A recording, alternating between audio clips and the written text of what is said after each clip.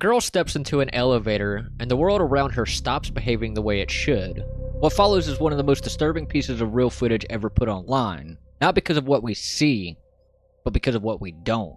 College student, a notorious hotel with a violent past, and a video that feels like reality itself slipping out of frame. This is the final known recording of Elisa Lam, and to this day, no one can agree on what happened to her.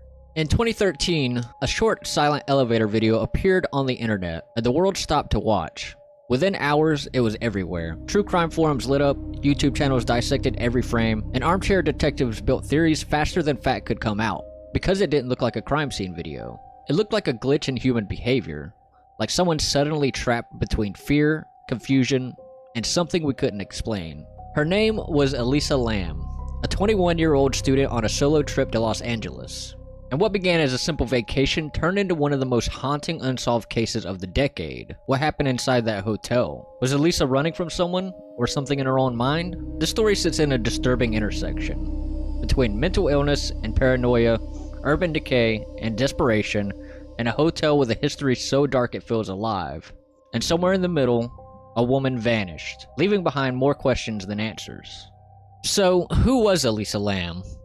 Before this became a mystery, it was a life. Elisa Lam was a 21-year-old student from Vancouver, studying at the University of British Columbia. Smart, curious, creative. The kind of person who used the internet not to perform, but to think. On her Tumblr blog, she wrote about books, identity, loneliness, school stress, and the pressure to figure out who you are before the world decides for you. She loved fashion, art, travel, and like a lot of young people, she dreamed of seeing more than the place she grew up in. But she was also very open about something else. Elisa struggled with bipolar disorder and depression. She talked about medication, about dark days, about trying to hold herself together while chasing life, and in late January of 2013, she decided to take a solo trip down the West Coast.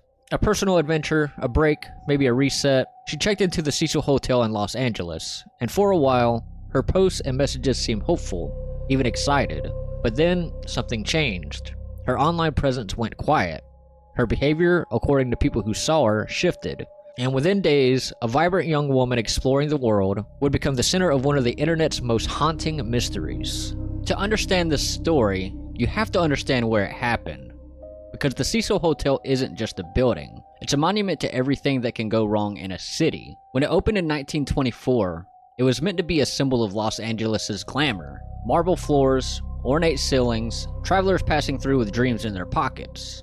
But the city changed. The Great Depression hit, crime spiraled, and the hotel's polished lobby began to rot from the inside out.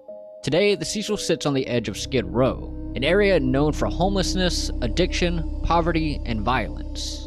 A place where thousands of people slip through the cracks every single day.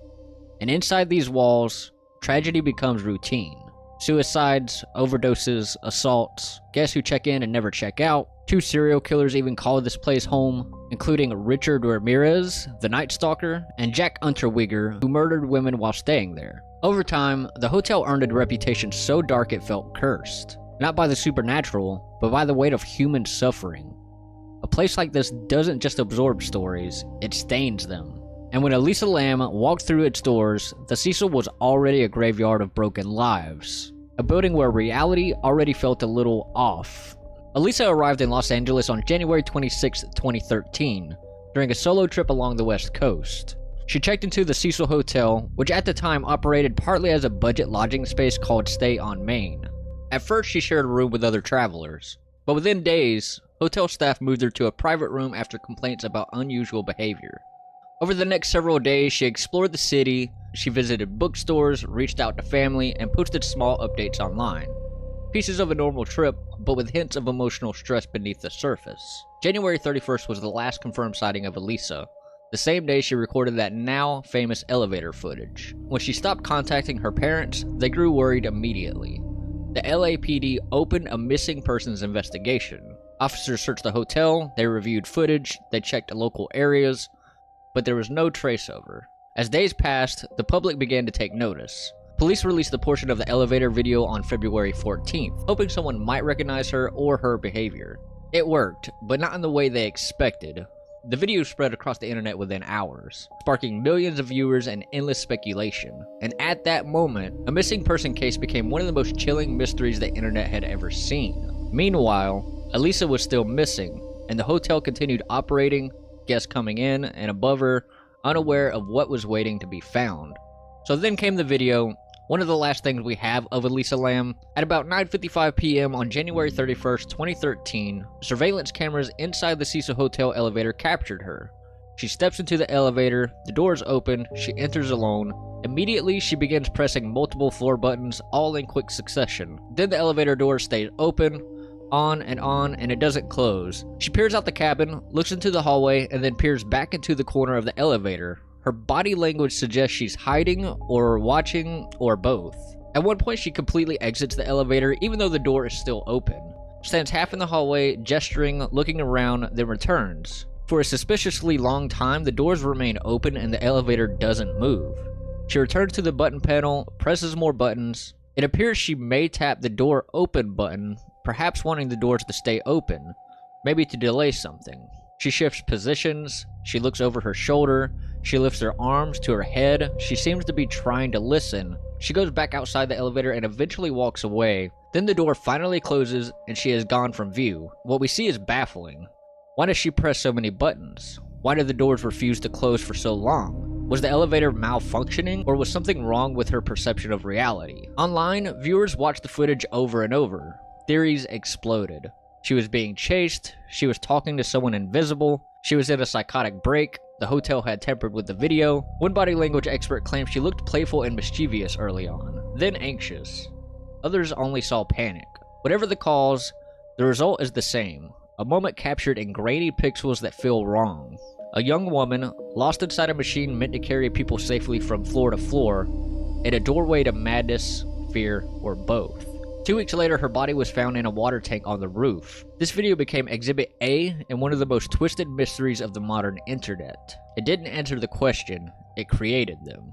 On the morning of February 19th, 2013, a hotel maintenance worker at the Cecil Hotel climbed to the rooftop and opened one of the 4 large water tanks that supply the building. He peered inside and found a deeply decomposed body floating face up in the water. The discovery followed several guest complaints. Weak water pressure, odd taste or color reports in the taps. Investigators noted that the lids on the water tanks were narrow and that removing the body required draining and cutting open the tank. The deceased was identified as 21-year-old Elisa Lam. The Los Angeles County Medical Examiner's report found no signs of physical trauma or sexual assault. Toxicology revealed only prescription medications consistent with her known diagnosis of bipolar disorder and no significant alcohol nor illegal drugs. On June 21, 2013, the coroner ruled the cause of death as accidental drowning, with bipolar disorder a significant factor. Investigators concluded that the most plausible scenario, Elisa possibly experiencing a manic or psychotic episode related to her condition, ascended to the roof and entered the tank herself, but became incapacitated and drowned. But this clinical finding leaves critical questions unanswered. How did she reach the roof undetected? How did she gain access to a locked or alarmed equipped door or fire escape? Why was the tank lid open? The result isn't a closed case so much as a tragic equation. Mental illness plus shattered environment plus one fatal moment. After the autopsy, the theories came fast. Some rational, some speculative, and some shaped more by fear than evidence. The most widely supported explanation is a psychiatric one. Elisa's bipolar disorder was well documented. Her toxicology results showed she wasn't taking her full prescribed dose of medication, something that can trigger manic episodes, paranoia, and hallucinations. In that state, fear doesn't need a cause. The mind can become the threat. It's possible she believed she was in danger and was trying to escape something only she could perceive. Disoriented, panicked, she may have climbed into the tank thinking it was a hiding place, only to find herself unable to get out. Simple, tragic, and human. But the video, the strange elevator behavior, and the bizarre setting led others down darker paths. Was someone following her? Did a hotel employee play a role? Why did the elevator doors stay open for so long? And why does the Cecil feel like a building that swallows people whole? These theories grew not because there was proof, but because the truth we do have feels incomplete. In a place with a history as bleak as the Cecil Hotel, it's easy to imagine forces bigger than coincidence. Dark energy, bad luck, or evil. But sometimes the most terrifying explanations aren't supernatural at all. Sometimes reality is the scariest explanation, because it reminds us how fragile the mind can be, and how quickly someone can slip away while the world keeps moving around them. In the end, what makes this case so disturbing isn't ghosts, or curses, or hidden killers. It's the things we do understand and the things we never will. A young woman, alone in a city built on dreams and desperation, struggling quietly with a mind at war with itself. A building soaked in decades of loss, where people go when they have nowhere else left. And an internet ready to watch, rewind, dissect, and mythologize tragedy in real time. We want an answer, a villain, a conspiracy, a supernatural force, because the alternative is harder to swallow. Sometimes there is no clean explanation, no final truth, just a moment where a person slips beyond reach and the world is left to fill the silence. Maybe the truth died with her, and maybe the scariest mysteries aren't supernatural at all, but what a mind can become when it's alone in the dark. Elisa Lam's story is a reminder that some mysteries don't live in the shadows, they live in the mind. And when reality fractures, even the safest places can become impossible to escape. If you find this case as unsettling as I did, consider subscribing. Here, we don't just chase horror, we examine the places where the real world becomes stranger, darker, and harder to understand. Let me know your thoughts in the comments. Was this a tragic accident shaped by mental illness, or is there still something we're missing? Thank you for watching, stay curious, stay aware, and remember, sometimes the scariest stories are the ones that are real.